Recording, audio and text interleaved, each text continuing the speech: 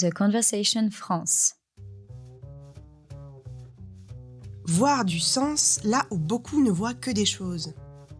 Dans ses mythologies, parues au milieu des années 50, Roland Barthes observait à la loupe le rapport des Français aux steak frites, au catch ou aux jouets en plastique. Pour lui, les objets et les grands rendez-vous populaires révèlent l'esprit et les affects d'une époque. Aujourd'hui, ces objets ont changé. Mais l'exercice n'a pas pris une ride et c'est Pascal Lardelier, professeur à l'Université de Bourgogne, qui se penche avec gourmandise sur nos objets cultes. Dans la rue, dans les transports, nous croisons nos semblables, casques vissés sur la tête ou coton-tige Bluetooth qui dépassent les oreilles. Nous ne savons pas ce qu'ils écoutent, ni même s'ils écoutent quelque chose. Ils sont là et ils sont ailleurs. Des premiers Walkman aux écouteurs sans fil, notre rapport à ces accessoires et à leurs usages a beaucoup évolué. D'ailleurs, Pascal, je crois que vous avez une anecdote à ce sujet.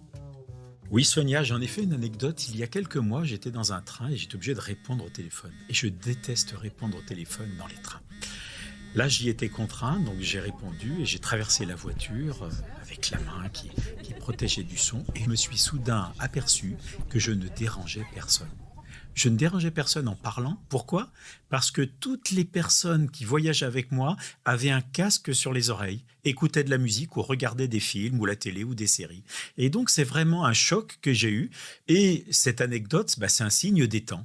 Ça signifie que nous sommes dans une société qui nous a en quelque sorte archipélisés et que nous sommes des petits îlots et que sous nos casques, derrière nos oreillettes Bluetooth, nous sommes en quelque sorte coupés du monde extérieur, protégés des agressions ou des sollicitations possibles. Et donc, c'est quelque chose qui, effectivement, mérite d'être interrogé à sa juste valeur. De quoi est-ce qu'on se protège finalement ? Quelles sont ces sollicitations dont vous parlez ? Alors, on se protège des 1000 sollicitations, bien évidemment, de la pub, de toutes ces musiques d'ambiance assez envahissantes, il faut le reconnaître quand même. On se protège en ville des bruits de circulation, de chantier, etc., etc.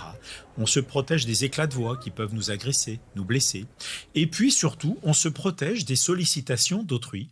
Et donc, c'est vrai que le casque, c'est l'arme fatale de ce que Erving Goffman appelait le par-engagement. Le par-engagement, c'est cette barrière qu'on va mettre dans un lieu public entre soi-même et les autres, afin de ne pas entrer en relation.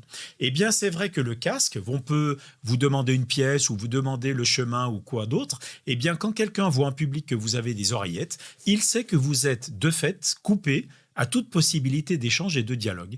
Donc, c'est un peu l'arme fatale d'un espèce d'individualisme qui, pour le coup, est connecté, est bien connecté. Mais c'est vrai que le casque, il nous individualise. C'est une invitation à écouter des choses, etc., etc. Mais d'un autre côté, c'est une interdiction de la relation sociale de fait. On pourrait se demander aussi si on ne vit pas déjà dans les métaverses avec nos casques, puisque ça permet de vivre deux vies en parallèle. Oui, alors c'est vrai que le casque et le masque sont des métaphores de nos sociétés postmodernes et bientôt de cette société de cyborg, comme vous disiez tout à l'heure.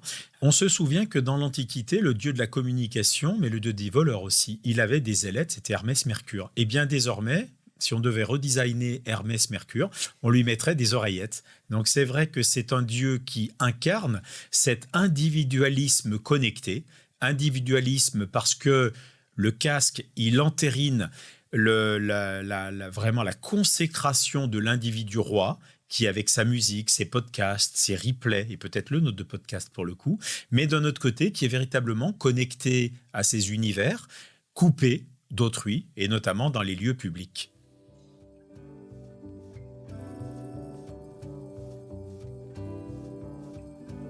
Ces casques, quand ils prennent la forme d'oreillettes Bluetooth, on les fait presque disparaître en fait.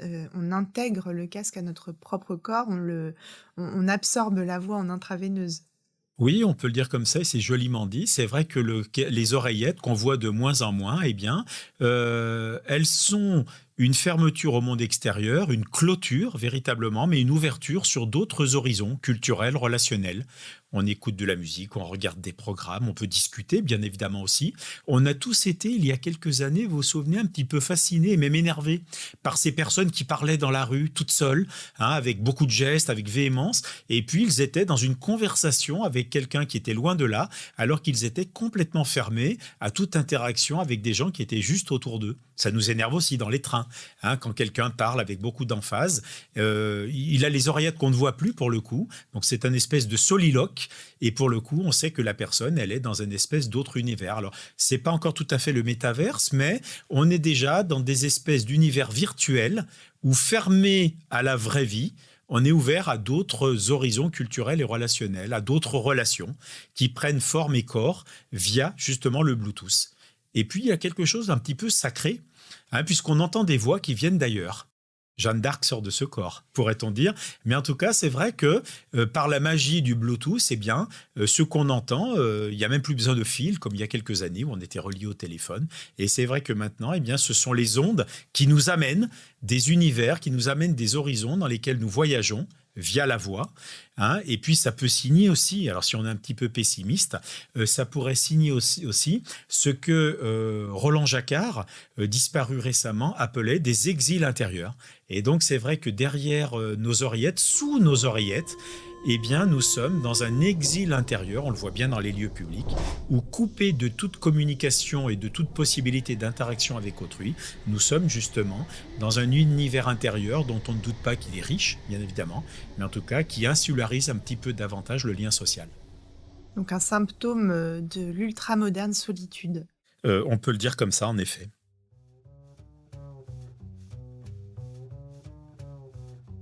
Il y a un autre aspect aussi aux oreillettes Bluetooth, c'est ce côté homme ou femme d'affaires que ça donne immédiatement.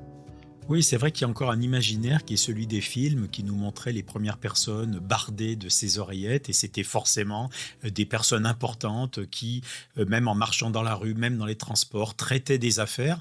Et c'est vrai que le casque, notamment pour les gens qui parlent en marchant avec les oreillettes, il annihile toute idée d'oisiveté, de flânerie mentale, d'imaginaire.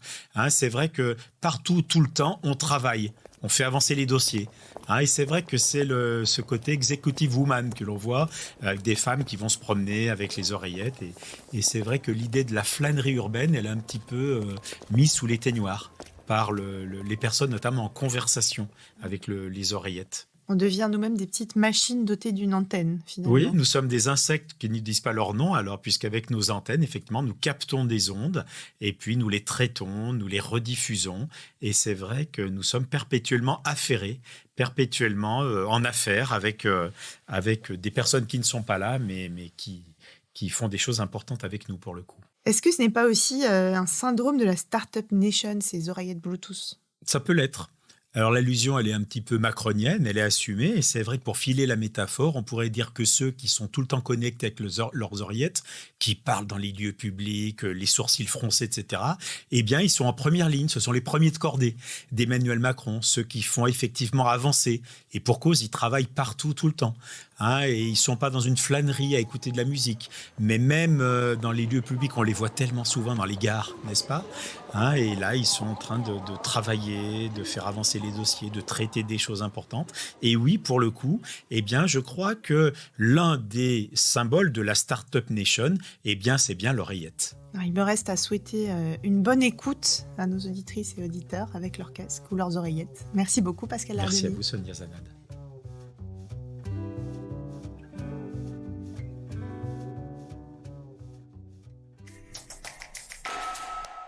The Conversation France. In Extenso est un podcast de The Conversation. Chaque vendredi, la rédaction donne la parole à la recherche pour mieux comprendre l'actualité.